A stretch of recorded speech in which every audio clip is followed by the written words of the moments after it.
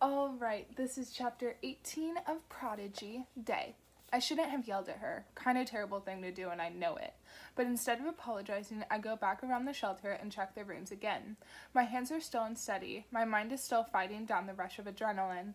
I'd said it. The words that have been stewing in my head for weeks. They're out now and there's no going back. Well, so what? I'm glad she knows. She should know. And to say that money means nothing, that phrase just flowed from her mouth, natural as water. Memories fill my head of all the times we needed more, of everything that could have been better with more. There was one afternoon during a particularly bad week when I came home early from grade school to find 4-year-old Eden rummaging in the fridge. He jumped when he saw me step inside the house. In his hands was an empty can of beef hash. It had been half full that morning, precious leftovers from the night before that Mom had carefully wrapped in foil and stored away for the next night's supper. When Eden saw me staring at the empty can in his hand, he dropped it on the kitchen floor and burst into tears. "Please don't tell Mom," he begged. I ran over to him and took him in my arms. He gripped my shirt with baby hands, burying his face against me. "I won't," I whispered to him. "I promise." I can still remember how thin his arms were. Later that night, when Mom and John finally came home, I told Mom that I've caved in and eaten the leftover food. She slapped me hard, told me I was old enough to know better. John gave me a disappointed speech. But who cares? I didn't mind. I slammed a door in the corridor of anger. Has June ever had to worry about stealing half a can of beef hash? If she'd been poor, would she be so quick to forgive the Republic? The gun that the Patriots gave me sits heavily against my belt. The Elector's assassination would have given the Patriots the opportunity to take down the Republic. We would have been the spark that lit a powder keg. But because of us, because of June, it fizzles out. And for what? To watch this Elector go on to become just like his father? I want to laugh at the idea that he's freed Eden. What a Republic lie. And now I'm no closer to saving him, and I've lost Tess, and I'm right back to square one, on the run. That's the story of my life, yeah? When I go back in the kitchen half an hour later, June's not there anymore. Probably off in one of the hallways making mental notes to herself about every gaudy crack in the wall. I throw open the kitchen's drawers, empty out one of the burlap sacks, and start sorting stacks of each type of food into it. Rice, corn, potatoes, and mushroom soups. 3 boxes of crackers. How nice. Everything's going to hell, but at least I can fill my stomach. I grab several bottles of water for each of us, and then close the sack. Good enough for now. Soon we'll have to be on our way again, and who knows how long the rest of this tunnel is, or when we'll hit another shelter. We have to move forward into the colonies. Maybe they'll be willing to help us when we get to the other side. Then again, we might have to keep a low profile. We did ruin the assassination that the colonies were sponsoring. I sighed deeply, wishing I had more time to chat with Cade to coax out all her stories about living on the other side of the war front. How did our plans turn into such a mess? There's a faint knock on the kitchen's open door. I turn around to see June standing there with her arms crossed. She's unbuttoned her Republic coat, and the collar, shirt, and vest underneath look rumpled. Her cheeks are more flushed than usual, and her eyes are red like she's been crying. "The electric circuits in here aren't feeding into the Republic," she says. If she had shed any tears, I sure as hell don't hear them in her voice. "Their cables run down through the other end of the tunnel, the part we hadn't discovered yet." I go back to the stocking cans. "So?" I mutter. "That means they must be getting their power from the colonies, right?" "Guess so. Makes sense, yeah?" I straighten my back and pull the two burlap sacks I prepared tightly shut. "Well, at least it means the tunnel will lead out to the surface somewhere, hopefully in the colonies. When we're ready to go, we can just follow the cables. We should probably get some rest first." I'm just about to walk out of the kitchen and past June when she clears her throat and speaks up. "Hey, did the Patriots teach you anything about fighting while you were with them?" I shake my head. "No, why?" June turns to face me. The kitchen entrance is narrow enough to make her shoulders brush past mine, raising goosebumps on my arms. I'm annoyed that she still has this effect on me in spite of everything. "While we were getting into the tunnel, I noticed that you were swinging at the Patriots from your arms, but that's not very effective. You should be swinging from your legs and hips." Her critique grates on my nerves, even though she's giving it in a strangely hesitant tone. "I don't want to do this right now." When are we going to do it, if not now?" June leans against the doorframe and points towards the shelter's entrance. "What if we bump into some soldiers?" I sigh and put my hands up for a second. If this is your way of apologizing after a fight, then you really suck at it. Listen, I'm sorry I got angry earlier. I hesitate, remembering my words. I'm not sorry, but telling her that now won't help anything. Just give me a few minutes and I'll feel better. Come on, Day. What'll happen when you find Eden and you need to protect him? She is trying to apologize in her own subtle way. Well, at least she's giving it a shot, however crappy she is at it. I glare at her for a few seconds. All right, I finally say. Show me some moves, soldier. What you got up your sleeves? June gives me a small smile, then walks over to the center of the circle of the shelter's main room. She stands beside me. Ever read Duquesne's The Art of the Fight? Does it look like I've had free time in my life to read? She ignores me, and I immediately feel bad for saying it. Well, you're already light on your feet, and you have flawless balance, she continues. But you don't use those strengths when you attack. It's like you panic. You forget all about your speed advantage and your center of mass. My center of what? I start to say, but she just taps the outside of my leg with her boot. Stay on the balls of your feet and keep your legs shoulder width apart, she goes on. Pretend you're standing on train tracks with one foot forward. I'm a little surprised. June's been watching my attacks closely, even though it usually happens when all sorts of chaos is going on around us. And she's right. I hadn't even realized that all my instincts of balance go right out the window when I try to fight. I do, she says. Okay, now what? Well, keep your chin down for one. She touches my hands and lifts them up so one fist stays close to the side of my cheek and the other hovers in front of my face. Her hands run along my arms, checking my posture. My skin tingles. Most people lean back and keep their chins high and jutted, she says, her face close beside me. She taps my chin once. That's what you do too, and it's just asking for a knockout. I try to focus on my own posture by putting two fists up. How do you punch? June gently touches the tip of my chin, then the edge of my brow. Remember, it's all about how accurately you can hit someone, not how hard. You'll be able to knock out someone much larger if you catch them in the right spots.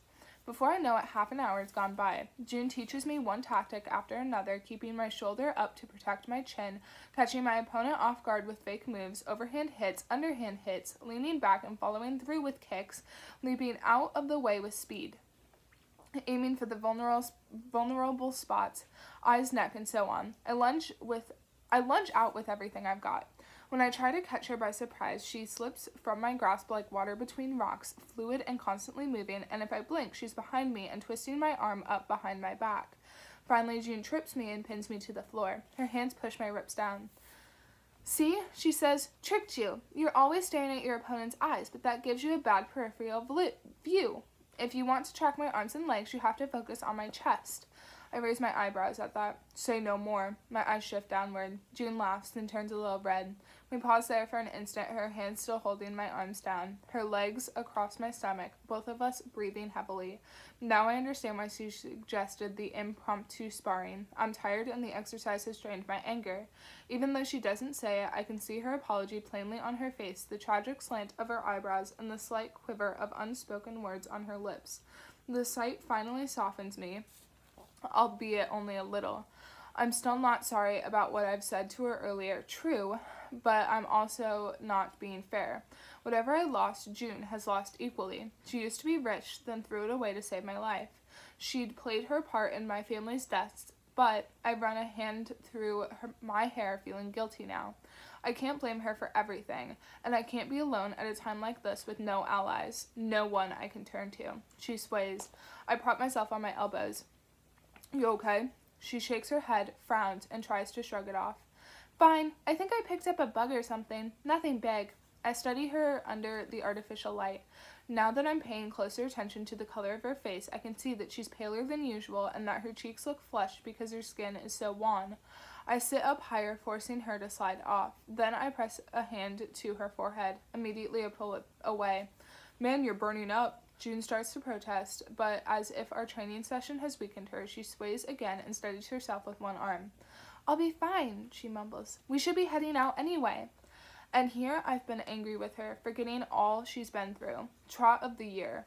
I ease one of my arms around her back and wrap the other under her knees, then scoop her up. She slumps against my chest, the heat of her brow startling against my cool skin. You need to rest. I carry her into one of the bunker rooms, pull her off pull off her boots, lay her down carefully on a bed, and cover her with the blankets.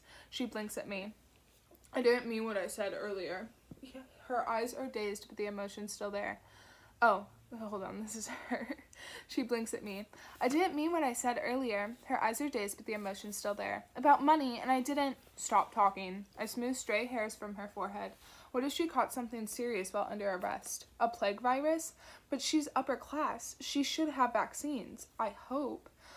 I'm going to find you some medicine, okay? Just close your eyes. June shakes her head, frustrated, but she doesn't try to argue. After upending the entire shelter, I finally managed to hunt down an unopened bottle of aspirin and return to June's bedside with it. She takes a couple of pills.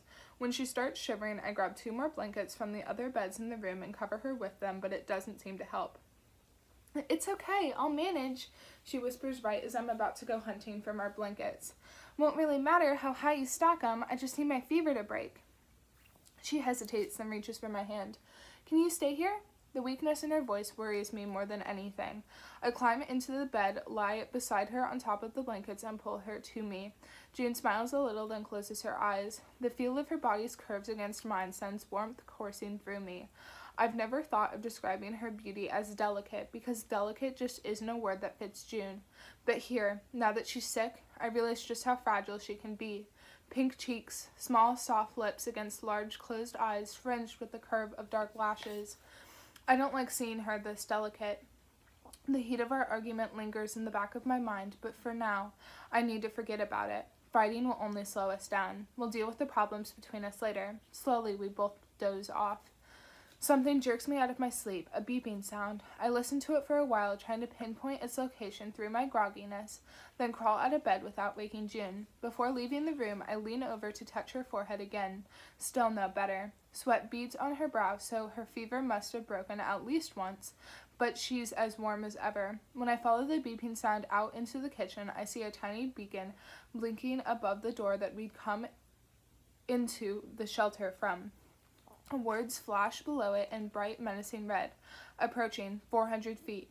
A cold fear seizes me. Someone must be coming down the tunnel toward the shelter. Patriots maybe, or Republic soldiers. Can't decide which would be worse. I whirl on my heels and hurry to where I'd stacked our burlap sacks of food and water, then empty some cans out of one of them. When the bag's light enough, I pull my arms through both sack strings like it's a backpack and rush to June's bedside. She stirs with a soft moan. Hey, I whisper, trying to sound calm and reassuring. I bend down and stroke her hair. It's time to go. Come here. I push the blankets aside, keeping one to wrap around her, pull her boots onto her feet, and hoist her into my arms. She struggles for a moment as if she thinks she's falling, but I just hang on tighter. Easy, I murmur against her hair. I've got you. She settles into my embrace, half conscious. We leave the shelter and head back into the darkness of the tunnel, my boots splashing through puddles and mud. June's breath is shallow and quick, hot with fever. Behind us, the alarm grows quieter until we round several bends, then it fades to a soft hum. I half expect to hear footsteps coming after us, but soon the hum of the alarm fades away too, and we're left to travel in silence. To me, it feels like hours have passed, although June mutters that it's been 42 minutes and 33 seconds. We trudge on. This stretch of tunnel is much longer than the first, and dimly lit with the occasional flickering fixture. At some point, I finally stop and slump down into a dry section, sipping on water and canned soup. At least I think it's soup. I can't see much in this darkness, so I just pop the lid off the first tin I grab. June's shivering again, which is no surprise. It's cold down here, cold enough for me to see the faint clouds in my breath. I wrap the blanket tighter around June, check her forehead one more time, and then try to feed her some soup. She refuses it. I'm not hungry, she mutters when she shifts her head against my chest. I feel the heat of her brow through my shirt. I squeeze her hard. My arms are so numb that even this seems difficult. Fine, but you're going to have some water, okay? Fine. June huddles closer to me and rests her head in my lap. I wish I could figure out a way to keep her warm. Are they still following us? I squint down into the black depths we came from. No, I lie. We lost them a long time ago. Just relax and don't worry, but try to stay awake. June nods. She fiddles with something on her hand, and when I look closer, I realize it's the paperclip ring. She rubs it as if it can give her strength. Help me out. Tell me a story. Her eyes are half closed now, even though I can tell she's struggling to keep them open. She's speaking so softly that I have to lean over her mouth to hear it. What kind of story? I reply, determined to keep her from fading into unconsciousness. I don't know. June tilts her head slightly to face me. After a pause, she says sleepily, Tell me about your first kiss. How was it? Her question confuses me at first. No girl I've ever known has liked me talking about other girls in front of her. But then I realize that this is June, and that she might be using jealousy to keep herself from dozing off. I can't help smiling in the dark. Always so gaudy clever, this one. I was 12, I murmur. The girl was 16. June's eyes become more alert. You must have been quite the smooth talker. I shrug. Maybe. I was clumsier back then. Almost got myself killed a few times. Anyway, she was working a pier and lake with her dad, and she caught me trying to smuggle food out of their crates. I talked her out of turning me in, and as part of our deal, she led me off to a back alley near the water. June tries to laugh, but it comes out as a coughing fit. And she kissed you there? I grin. You could say that. She manages to raise a curious eyebrow at my short reply, which I take as a good sign. At least she's awake now. I lean closer to her and put my lips next to her ear. My breath stirs soft whips of her hair. The first time I saw you, when you stepped into that Skiz ring against Cade, I thought you were the most beautiful girl I'd ever seen. I could have watched you forever. The first time I kissed you. That memory overpowers me now, taking me by surprise. I remember every last detail of it, almost enough to push away the lingering images of the Elector pulling June to him. Well, that might as well have been my first kiss ever. Even in the dark, I see hints of a smile creep onto her face. Yeah, you are a smooth talker. I give her a wounded frown. Sweetheart, would I ever lie to you? Don't try, I'd see right through it. I give her a low laugh. Fair enough. Our words sound light and almost carefree, but we can both feel the strain behind them. The effort of trying to forget, to push down, the consequences of things neither of us can take back. We linger there for a few more minutes. Then I wrap up our belongings, carefully pick her up, and continue down the tunnel. My arms are shaking now, and each breath I take sounds ragged.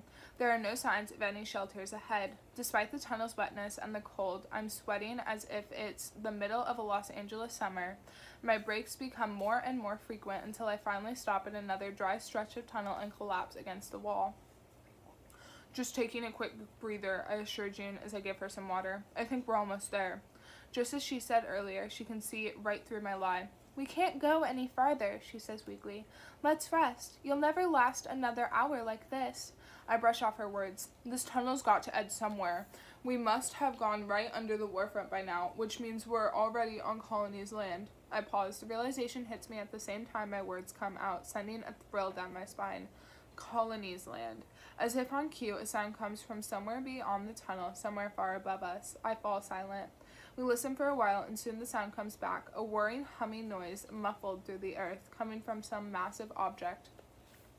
Is that an airship out there? June asks. The sound fades away, but not before it brings an icy cold breeze into the tunnel. I glance up. I'd been too exhausted to notice earlier, but now I can just make out a tiny rectangular sliver of light, an exit to the surface. In fact, there are several of them lining the ceiling in sporadic intervals. We've probably been passing them for a good while. I force myself back to my feet and reach up to run my finger along the edge of that sliver. Smooth, frozen metal. I give it a tentative push. It shifts. I push harder on the metal and start sliding it to one side. Even though I can tell that it's nighttime outside, the light coming into the tunnel is more than we've been getting for the past few hours, and I actually find myself squinting. It takes me a second to realize that something cold and light is falling gently onto my face. I swat at it, confused for a second, until I realize that they're, I think, snowflakes. My heartbeat quickens. When I've slid the metal as far as it will go, I shrug off my Republic military jacket. No fun getting shot by soldiers right when we've reached the promised land. When I've stripped down to my collar, shirt, and waistcoat, I jump up and grab the sides of the opening, arms trembling, then pull myself up halfway to see where we are. Some sort of dark corridor. Nobody around. I jump back down and take June's hands, but she's starting to fade away into sleep again. Stay with me, I murmur, gathering her in my arms. See if you can pull yourself up. June unwinds the blanket. I kneel and help her step up onto my shoulders. She wobbles, breathing heavily, but manages to pull herself to the surface. I follow with her blanket tucked under an arm, and then pop up through the ground with one thrust. We come up into a dark, narrow alley, not unlike where we came from. And for a second, I wonder if somehow we've come all the way back around into the Republic again. Wouldn't that be something? But after a while, I can tell that this isn't the Republic at all. The ground is even and nicely paved under a patchy layer of snow, and the wall is completely covered with brightly colored posters of grinning soldiers and smiling children. On the corner of each poster is a symbol that I recognize after a few seconds, a gold falcon-like bird. With a shiver of excitement, I realize how closely it resembles the bird imprinted on my pendant. June notices the posters too. Her eyes are wide and hazy with fever, her breath rising in faint clouds of steam. All around us are what appear to be military barracks, covered from top to bottom with the same bright posters. Streetlights line both sides of the road in neat, orderly patterns. This must be where the tunnel and those underground shelters get their electricity. A cold wind blows more snow into our faces. June suddenly grabs my hand. She sucks in her breath at the same time I do. Day, over there! She's trembling uncontrollably against me, but I can't tell if it's from the cold or from what we're seeing. Stretching out before us, peeking through the gaps between the military's buildings, is a city. Tall, shining skyscrapers reaching up through low clouds and delicate snow, and each building illuminated by beautiful blue lights that pour from almost every window and every floor. Fighter jets line the skyscraper's rooftops. The entire landscape is aglow. My hand tightens around June's. We just stand there, unable for a second to do anything else. It's exactly how my father described it. We've reached a glittering city in the colonies of America.